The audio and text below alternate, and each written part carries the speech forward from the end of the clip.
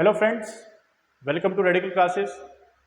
और user defined function को discuss करने के बाद अब हम लोग क्या करते हैं, हम लोग एक और प्रोग्राम कंसिडर करते हैं जिसके अंदर हम लोग क्या करेंगे, हम यूज़र डिफाइंड फंक्शन और कंस्ट्रक्टर दोनों को कंबाइन करते हैं, क्योंकि एक्चुअली हमने दोनों पढ़ लिए हैं। तो ये प्रोग्राम होने वाला है आपके पास user defined function plus constructor. इस तरह का प्रोग्राम होगा। अब देखिए, प्रोग्राम लिख देते हैं। So we have design a class with following member methods।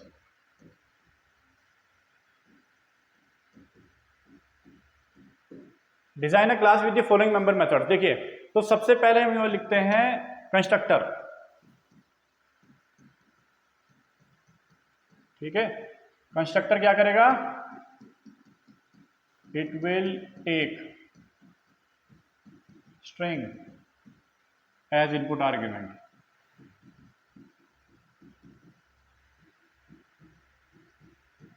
तो कंस्ट्रक्टर क्या करेगा, इनपुट आर्ग्यूमेंट लेगा string. Now the second thing is your, एक यूजर डिफाइंड फंक्शन बनाते हैं count. So you have function public, ठीक है जी, काउंट। ये फंक्शन क्या काम करेगा, this function will count number of vowels in the string. It will count number of vowels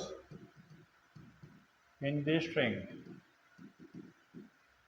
it will count the number of vowels present in the string। Okay, so ये दो function हमें बनाने हैं। तो इन दो फंक्शन को हम लोग देखते हैं, हम इन दो फंक्शन को कैसे हम लोग इनको डिजाइन कर सकते हैं। तो पहला फंक्शन क्या करेगा, इनपुट आर्ग्यूमेंट लेगा। सेकंड वाला फंक्शन क्या काम करेगा, सेकंड वाला फंक्शन जितने उसके अंदर वोवल होंगे उन सबको रिटर्न करेगा। तो यहाँ पर जो प्रोग्राम है basically it is a combination of your constructor as well as user defined function, because हमने दोनों को दोनों कॉन्सेप्ट कर लिए हैं। तो इस प्रोग्राम को देखते हैं। सबसे पहले हमें क्या करना होगा, हमें एक कंस्ट्रक्टर बनाना होगा, पैरामीटराइज कंस्ट्रक्टर। कैसा, पैरामीटराइज कंस्ट्रक्टर डिजाइन करते हैं। तो एक कंस्ट्रक्टर की वीडियो में मैंने बताया भी है कि कितने तरह के कंस्ट्रक्टर होते हैं। पहला होता है डिफॉल्ट, दूसरा होता है नॉन पैरामीटराइज्ड, एक होता है पैरामीटराइज्ड। तो यहाँ पर बिकॉज यहाँ पर इनपुट आर्ग्यूमेंट लेना है, तो हमारे पास कैसा होगा, पैरामीटराइज कंस्ट्रक्टर होगा। सो सबसे पहले लिखते हैं क्लास का नाम, राइट हियर क्लास। और क्लास का नाम लिखने के बाद हमने लिखा वोवल। तो कंस्ट्रक्टर भी कैसा होगा, आपके पास वोवल होगा। ठीक है, सो कंस्ट्रक्टर लिखा हमने। उससे पहले आप ग्लोबल वैल्यू बना लीजिए, that is string s1 is equal to blank string। now we'll pass from the constructor, write here public string, और कंस्ट्रक्टर का नाम लिख लीजिए वोवल। और यहां पर हम लोग स्ट्रिंग जो इनपुट आर्ग्यूमेंट में देंगे ये लिख दिया हमने स्ट्रिंग s2। ये आपके पास इनपुट आर्ग्यूमेंट होगी। और इस स्ट्रिंग को क्या करेंगे, ग्लोबल बनाएंगे। यहां से ग्लोबल बनाने के लिए यानी कि स्ट्रिंग s1 के अंदर हम लोग s2 की वैल्यू को पुट कर देंगे। ये आपके पास कंस्ट्रक्टर फिनिश हो गया। सो बेसिकली क्या करेगा, ये हुआ आपके पास इनपुट ऑफ कंस्ट्रक्टर है।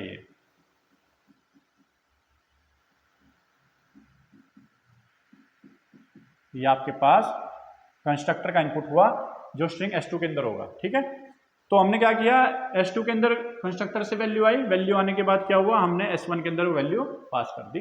तो s1 is now global value, तो हम इसको फंक्शन में यूज कर सकते हैं। अब हम फंक्शन डिजाइन करना है पब्लिक काउंट, और रिटर्न करेगा। तो right here public, user defined function बना रहे हैं हम लोग यार, पब्लिक इंटीजर काउंट। अब इनपुट आर्ग्यूमेंट कंस्ट्रक्टर से आया तो इसमें कुछ नहीं करना आपको सिर्फ s1 के ऊपर क्या करना है, लूप लगाना है और वेरिएबल काउंट करना है। उससे पहले ले लीजिए that is integer c is equal to 0। Now string s1 के अंदर क्या करना है, नंबर ऑफ वोवल काउंट करेंगे। और एक बात और समझना है, स्ट्रिंग s1 को आप अपर केस में कन्वर्ट कर लेना, तो कंपैरिजन आपके कम हो जाएंगे।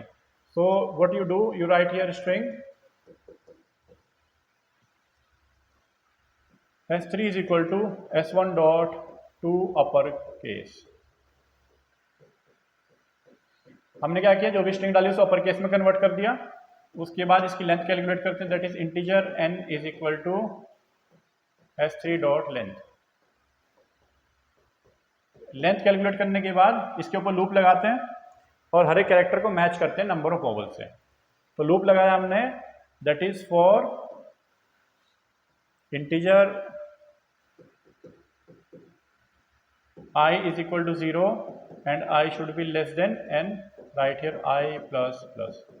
लूप लगाने के बाद आप क्या करो, कैरेक्टर ऑब्टेन करो, right here character ch is equal to string 3 के I इंडेक्स का कैरेक्टर चाहिए, s3 रो s3 dot char at I।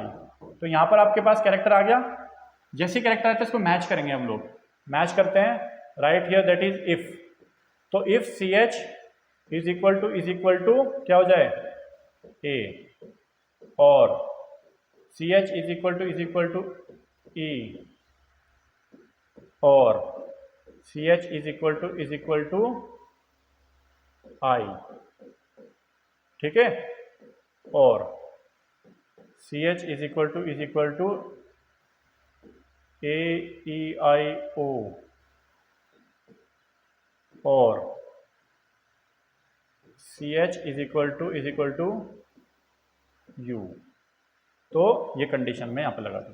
हमने क्या किया, जो भी आपके पास कैरेक्टर आता है ch में, हमने क्या किया, हमने उस पूरे के पूरे कैरेक्टर को जितने भी वॉवल थे कैपिटल अपर केस में a e i o u से मैच कर लिया। अगर कंडीशन ट्रू होती है तो हमारे पास जो वेरिएबल है c, इसकी वैल्यू को इंक्रीमेंट कर दिया, c is equal to c plus 1, ये कर दिया और ये लूप यहाँ पर क्लोज कर। लूप क्लोज करने के बाद आपको वैल्यू रिटर्न करनी है count, return the value of c variable which has the number of vowels. So basically क्या काम कर रहा है, store the number of vowels. ये नंबर ऑफ वोवल्स को क्या कर रहा है, स्टोर कर रहा है।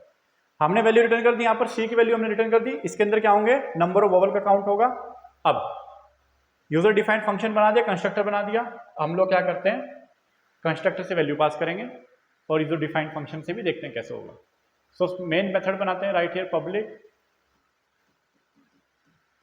Static void main, right here string arguments। अब हम क्लास का ऑब्जेक्ट बनाते हैं। क्लास का नाम था हमारे पास, देखिए वोवल, क्लास का नाम था वोवल। तो इस क्लास का हम लोग ऑब्जेक्ट बनाते हैं और कंस्ट्रक्टर को कॉल करने में वैल्यू पास करेंगे। So we are writing here that is vowel, class का नाम, ऑब्जेक्ट। अब यहां पर वेरिएबल है, कुछ भी ले सकते हैं आप, कुछ भी नाम लिख सकते हैं, obj vowel ob is equal to new vowel और यहां पर मैं स्ट्रिंग पास कर दी। स्ट्रिंग लिखी हमने जावा प्रोग्राम। तो यहां पर हम लोग क्या कर रहे हैं, यहां पर हम लोग कॉलिंग ऑफ पैरामीटराइज कंस्ट्रक्टर।